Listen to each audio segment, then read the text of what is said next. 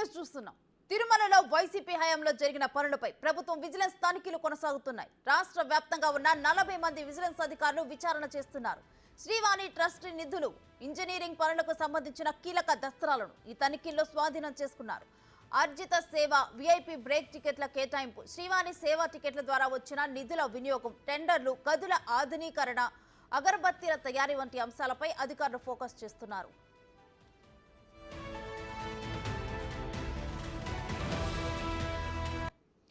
Srivani trust నిధులు పక్కదారి పట్టాయనే ఆరోపణలపై ప్రత్యేక దృష్టి సారించారు. తిరుపతి జిల్లా సిబ్బందిని ఈ తనిఖీలకు దూరంగా ఉంచారు. ఎస్పీ కరీముల్లా ఆధ్వర్యంలో ఈ తనిఖీలు కొనసాగుతున్నాయి. ప్రైవేటు బ్యాంకులతో డిపాజిట్లు చేయటంపై ఆరా తీసిన అధికారులు సుదీర్ఘ తనిఖీలు చేసే అవకాశం ఉన్నట్లు తెలుస్తోంది.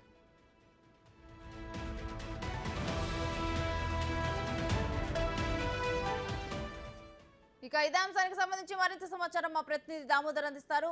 దామోదర్, విజిలెన్స్ అధికారులు నిర్వహిస్తున్న తనిఖీల గురించి డీటెయిల్స్ ఏంటి? ఇప్పటి వరకు ఏ డాక్యుమెంట్స్ ని స్వాధీనం చేసుకోవడం జరిగింది?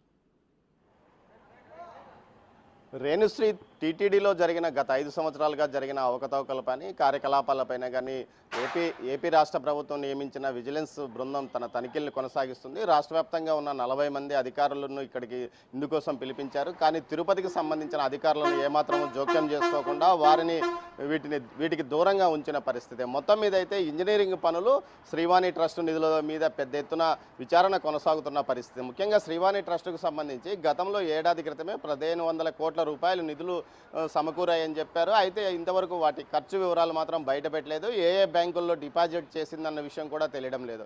మొత్తం మీద చూస్తే ప్రైవేట్ బ్యాంకుల్లో పెద్ద ఎత్తున వీటిని డిపాజిట్ చేసినట్లు కూడా అప్పట్లో ఆరోపణలు వచ్చాయి. దీనికి సంబంధించి టీటీడీ ఏమాత్రం ఖచ్చితమైన సమాచారం బయటపెట్టలేదు. కేవలం 350 కోట్ల రూపాయల వ్యయంతో దేవాలయాలు నిర్మించినట్లు చెప్తుంది. అదేవిధంగా సమరస ట్రస్టుకు సంబంధించి దేవాలయాల నిర్మాణ బాధ్యత అప్పగించామని చెప్తున్నారు. అయితే ఆ సమరస ట్రస్ట్ ఇప్పటివరకు ఎన్ని దేవాలయాలు నిర్మించింది కూడా బయట చెప్పని పరిస్థితి. మొత్తం మీద ఈ శ్రీవాణి ట్రస్ట్ నిధులు పెద్ద ఎత్తున దుర్వినియోగం అయ్యాయి, పక్కదారి మళ్ళీ ప్రైవేట్ బ్యాంకుల్లో డిపాజిట్ చేశారా అన్న అంశం మీదనే విచారణ కొనసాగుతుంది. దీంతోపాటు ఇంజనీరింగ్ పనులకు సంబంధించి పెద్ద ఎత్తున ఇంజనీరింగ్ పనుల పేరుతో దుర్వినియోగం జరిగింది. ముఖ్యంగా అవసరమైన చోట, అనవసరమైన చోట నిర్మాణాలు చేపట్టారు. దీంతోపాటు ఏదైతే సంవత్సరానికి 200 కోట్ల రూపాయలు మాత్రమే గతంలో నిధులు విడుదల చేస్తుండగా ఈ 5 సంవత్సరాల కాలంలో ఏకంగా 3000 కోట్ల రూపాయలు, అది కూడా ఏడాది క్రితం నుంచి 2000 కోట్ల రూపాయల నిధులు విడుదల చేయడం పైన కూడా పెద్ద ఎత్తున విమర్శలు వచ్చాయి. దీనికి సంబంధించిన దస్తావేజులన్నీ విజిలెన్స్ అధికారులు స్వాధీనం చేసుకున్న పరిస్థితి. దీంతోపాటు ఏదైతే గరుడవారధికి సంబంధించి స్మార్ట్ సిటీ టీటీడీ నిధులతో నిర్మించిన ఈ గరుడవారధి నిర్మాణంలో పెద్ద ఎత్తున అక్రమాలు చోటు చేసుకున్నాయి. ముఖ్యంగా కమిషన్ల కోసం పనులు ఆపివేశారని పెద్ద ఎత్తున విమర్శలు వచ్చాయి. దాని విషయంలో కూడా విజిలెన్స్ అధికారులు పూర్తి స్థాయిలో రికార్డులు స్వాధీనం చేసుకున్నట్టు తెలుస్తుంది. మరోవైపు ఏదైతే తిరుమల గోశాల, తిరుపతి తిరుమలలో ఉన్న గోశాల నుంచి వచ్చే గోమయాన్ని వినియోగించి తాము అగరబత్తులు తయారు చేస్తున్నామంటూ బెంగళూరుకు సంబంధించిన ఒక ప్రైవేట్ కంపెనీకి బాధ్యతలు అప్పగించారు. ఆ ప్రైవేట్ కంపెనీకి సంబంధించి మొత్తం టీటీడీలో ఉన్న టీటీడీనే మొత్తం అన్ని సౌకర్యాలు ఏర్పాటు చేసిన పరిస్థితుల్లో ఇక్కడ ఆ కంపెనీ బయట అగరబత్తులు తయారు చేసి ఇక్కడ తయారు చేసుకున్నట్లు చూపించి అమ్మకాలు సాగిస్తున్న పరిస్థితి. దీని మీద కూడా విచారణ కొనసాగుతుంది. మొత్తం మీద అయితే టీటీడీలో అన్ని విభాగాల్లో జరిగిన వ్యవహారాలపైన దస్తాలు ఏదైతే పేపర్లన్నీ సమకూర్చుకుంటున్నారు, దీంట్లో ఎక్కడ అవినీతి జరిగింది, ఏమాత్రం కమిషన్లు పోయాయి, ముఖ్యంగా శ్రీవాణి ట్రస్టుకు సంబంధించిన దానిపైనే పూర్తి స్థాయిలో దృష్టి పెడుతున్నారు. ఇక్కడ నుంచి నిధులు ఎవరికైనా మళ్లించారా అన్న విషయం కూడా జరుగుతుంది.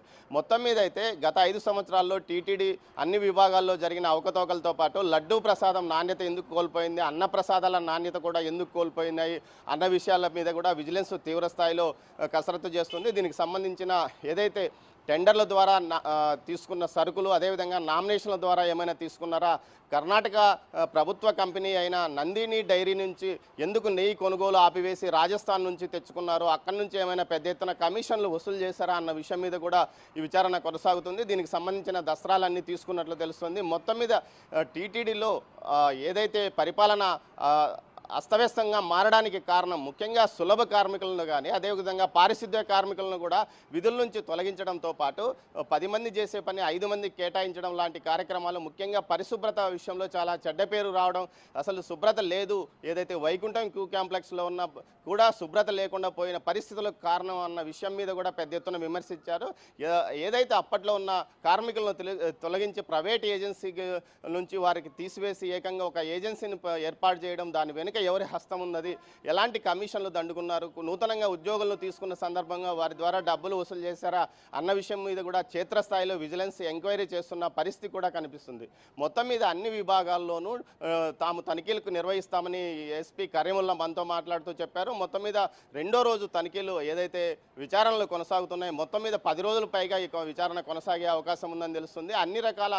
అన్ని విభాగాల నిపుణులు ఇందుకోసం పిలిపించారు. ఏదైతే ఇంజనీరింగ్ కానీ, టెక్నికల్ కానీ, అదేవిధంగా సాంకేతిక పరంగా ఉన్నవారు కానీ, అదేవిధంగా టెండర్ల నిర్వహణ చూసేవారు, ఈ విధంగా విజిలెన్స్లో ఉన్న అన్ని విభాగాల అధికారులను ఇక్కడికి పిలిపించి వారి ద్వారా తనిఖీలు చేస్తున్నారు, వారి ద్వారా మదింపు వేస్తున్నారు. దీంతోపాటు దాతలు ఇచ్చిన ఏదైతే గతంలో దాతలు ఇచ్చిన ఆభరణాల విషయంలో తక్కువ మదింపు వేశారనే ఒక ప్రచారం కూడా జరిగింది. దీనిపైన కూడా పూర్తి స్థాయిలో విచారణ చేస్తున్నారు. గత 5 సంవత్సరాలుగా స్వామివారి ఆభరణాల విలువను ప్రతి ఏడాది మదింపు వేయాలి, కానీ గత 5 సంవత్సరాలుగా ఈ విషయంలో ఎలాంటి బహిరంగంగా ప్రకటించలేదు. ఈ విషయం మీద కూడా ఆరా తీస్తున్నారు. అదేవిధంగా స్వామివారి డిపాజిట్లను ప్రైవేట్ బ్యాంకులకు మళ్లించారనే విమర్శలు ఉన్నాయి. ముఖ్యంగా తిరుపతి కోఆపరేటివ్ అర్బన్ బ్యాంకుకు సంబంధించి ఏకంగా 100 కోట్ల రూపాయలు అక్కడ డిపాజిట్ చేశారనే విమర్శలు ఉన్నాయి. ఇప్పటికే నష్టాల్లో ఉన్న ఆ బ్యాంకులో ఏ విధంగా డిపాజిట్లు చేశారా అన్న అంశం మీద కూడా అధికారులు దస్త్రాలన్నీ తీసుకున్నట్టు తెలుస్తుంది. మొత్తం మీద ఎవరు ఇందుకోసం వీరి వెనక ఉండి ఎవరు నడిపించారు?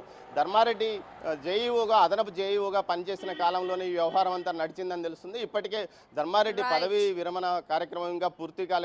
ఆయన 31వ తేదీ టైం అయిపోయినప్పటికీ ఇంకా జీడీపీ ఏదైతే ప్రభుత్వం నుంచి అనుమతి తీసుకోకపోవడం వల్ల రక్షణ శాఖ ఇంకా అతన్ని పదవీ విరమణ చేయించలేనట్టు తెలుస్తుంది. రేణుశ్రీ, మొత్తం మీద ఈ మొత్తం వ్యవహారాలపైన విజిలెన్స్ తనిఖీలు అయితే కొనసాగుతుంది. అది మరింత కాలం కొనసాగే అవకాశం ఉందని తెలుస్తుంది. Renusri, thank you Damodar.